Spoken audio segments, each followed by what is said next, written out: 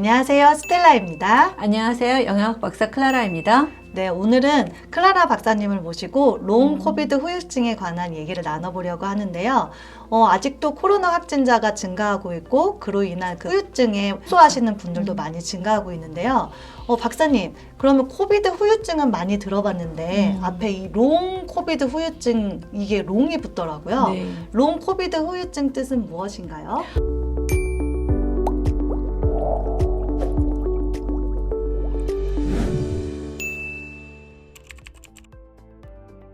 코로나를 걸리고 나서 그 다음에 이제 회복되는 과정이 있는데 그 회복되는 과정에서 이 후유증들이 3개월 이상 계속 이렇게 진행이 됐을 경우는 우리가 롱 코비드라고 이야기를 해요. 그렇다면 박사님, 아직도 이 코로나 걸리는 확진자들이 굉장히 많이 네. 늘어나고 있잖아요. 네. 코로나 증상에 대해서 후유증 증상은 어떤 것들이 있나요? 가장 대표적인 건 피로. 예, 너무 많이 피로하고요. 아무래도 이제 코로나가 기관지 쪽에 이제 폐에 이제 관련된 거다 보니까 이제 호흡곤란이 있을 수도 있고요. 그 다음에 혈액순환이 잘 안 되는 혈전증 같은 경우 것들이 생기고요. 그다음에 염증이나 통증, 거기다가 또 이제 머리도 빠진, 네, 탈모. 예, 탈모 증상도 또 나오시고요. 어떤 분들은 우울증이라던가 또는 상실감 이런 것까지도 나오실 수 있으세요. 네. 코로나 걸린 것도 너무 힘든데 그쵸. 후유증 증상까지 들어보니까 너무 힘드네요. 특히 탈모. 맞아요. 탈모는 참 그렇죠. 그러면 코로나에 안 걸리려면 어떤 영양소가 필요할까요? 영양소적으로 말을 하면 코로나에 걸리면서 많은 면역체들이 이제 같이 싸웠어요. 그러다 보니까 면역체계가 많이 무너지는 경우가 있거든요.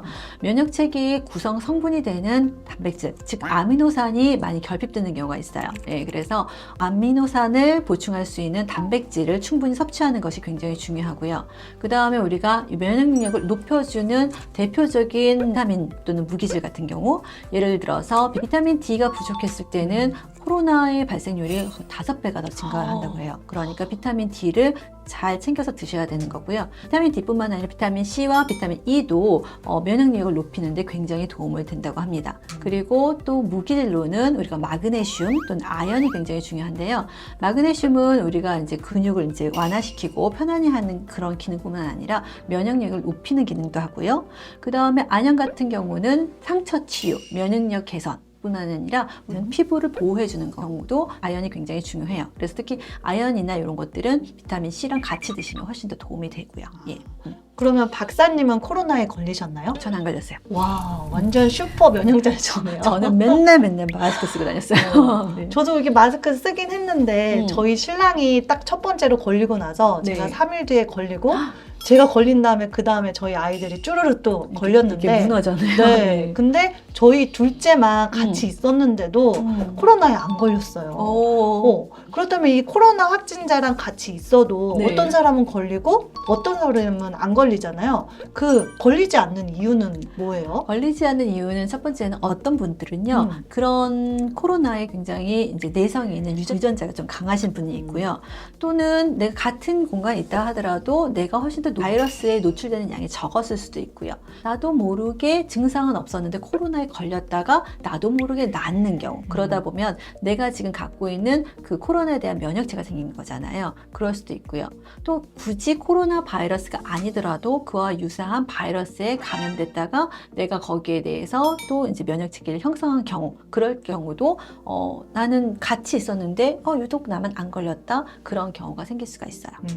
그러면 이처럼 주변에 이렇게 후유증이 오래 가시는 분들이 유독 있잖아요. 그쵸. 어떤 사람들은 그냥 뭐 무증상으로도 가지만 어떤 분들은 걸린 다음에 이 후유증 때문에 굉장히 고생을 하시는데 네. 그렇게 후유증이 오래 가시는 분들은 왜 그런 거예요? 기저질환이 계신 분들, 예, 내가 심장병이라든가 또는 뭐 고혈압이라든가 고지혈증, 그 다음에 당뇨병이 있으신 분들은 훨씬 더 이게 더 오래 가시고요. 그 다음에 여성분들이 남성보다는 후유증이 좀 더 오래 간다고 얘기를 하고 있어요. 그럼 오늘 박사님이 가지고 오신 이 영양제들은 왜 가지고 오신 거세요? 지금 첫 번째는요, 브랜치드 체인 아미노 애시드라고 해서 브랜치드 체인, 그러니까는 아미노산이 이렇게 체인처럼 되어 있는데 이게 브랜치가 생긴 거예요. 그러니까는 나뭇가지 모양으로 이렇게 생긴 거죠. 그래서 얘네들은 근육을 만들 때 훨씬 더 이렇게 서로 엉기성기, 그래서 훨씬 더 근육이 더 빨리 많이 생길 수가 있어요. 그래서 단백질, 다른 아미노산 그냥 이렇게 토탈리 이렇게 드시는 것보다는 브랜치드 체인 아미노애시드가 훨씬 더 근육 생성에 도움이 되겠고요. 그 다음에 우리 면역 체계를 올리는 데도 굉장히 도움이 됩니다. 기본적으로 이 브랜치드 체인 아미노애시드 BCAA라고 하는데 여기에는 3가지 성분이 있어요. 그리고 루이신, 이소루이신, 바알린 이 3가지가 브랜치드형을 가지고 있는 특별한 구조고요. 두 번째는 쿼세틴이에요. 쿼세틴은 어디에 있는 걸로 알고 계시죠? 처음 들어본 것 같아요. 그래서 쿼세틴은 폴리페놀의 플라보노이드 성분이 있는데요. 주로 가장 많이 있는 게 빨간 양파의 껍질에 있어요. 안에 있는 게 껍질에 들어있고요. 그러다 보니까 얘는 면역력을 강화시키고요. 염증을 줄여주는 역할을 하고요. 그 다음에 우리가 비염이라던가 감기 이런 것들도 빨리빨리 낫게 해주는 그런 효과가 있어요. 그 다음에 마지막은 아연. 아연은 우리 몸에서 200가지 넘는 것의 효소에 작용을 하는 성분이잖아요. 아연은 정말 면역 능력이 굉장히 높아져요. 예, 그래서 그리고 상처 치유도 좋기 때문에 내가 만약에 이렇게 상처가 났다라고 했을 때는 아연을 드시는 게 굉장히 좋고요. 그다음에 병원에 이렇게 많이 오래 누워서 욕창이 생기시는 그런 어르신들도 이런 아연을 많이 듣고 그다음에 비타민C를 드시면 상처가 굉장히 빨리 낫는다고 할 수 있거든요. 면역력이 굉장히 좋으니까 한번 이렇게 3가지를 가지고 왔고요. 이걸 같이 드시면 내가 갖고 있는 기본 면역보다 조금 더 이렇게 면역이 부스트 될 수 있다고 생각이 들어서 가지고 왔습니다. 네. 그렇다면 이 영양제의 섭취 방법은 어떻게 되나요? BCAA는 이제 근육을 만들려고 보통 운동을 하시잖아요. 네, 그렇죠. 운동을 할 때 운동 전이나 운동 중간에 드시면 훨씬 좋겠고요. 네. 물에 타서 드시면 훨씬 더 좋으세요. 근데 여기 보면 이제 주스에도 타서 먹으라고 하는데 그냥 이렇게 슈가가 많이 들어있는 그런 주스는 마시고요. 그냥 이제 물로 드시면 훨씬 더 좋겠고요. 비타민 C가 첨가된 그런 것들이 같이 들어있으면 훨씬 더 빨리빨리 근육도 생기고 면역력이 높아지겠죠. 예. 그리고 얘는 지금 쿼세틴. 쿼세틴은 식후에 드시는 게 좋으세요. 특히 얘는 흡수율이 좀 낮기 때문에 음식과 같이 싸서 드시는 것이 훨씬 더 좋으니까 식후에 드시고요. 만약에 내가 신장이, 콩팥이 좀 안 좋으신 분들 같은 경우는 좀 주의를 해주시는 게 좋으세요. 예, 그리고 내가 만약에 항생제를 먹거나 또는 항우울증제라던가 또는 진정제를 드시는 분들도 좀 섭취를 주의하시기 바랍니다. 예. 그리고 마지막에 아연은 무기질이어서 항상 섭취가 빨리빨리 되지 않아요. 그랬을 때는 얘는 음식하고 같이 식후에 같이 드시면 좋겠고요.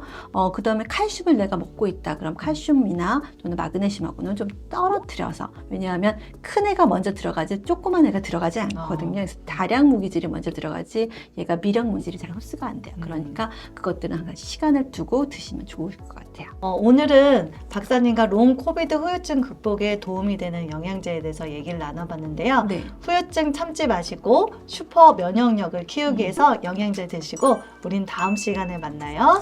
안녕.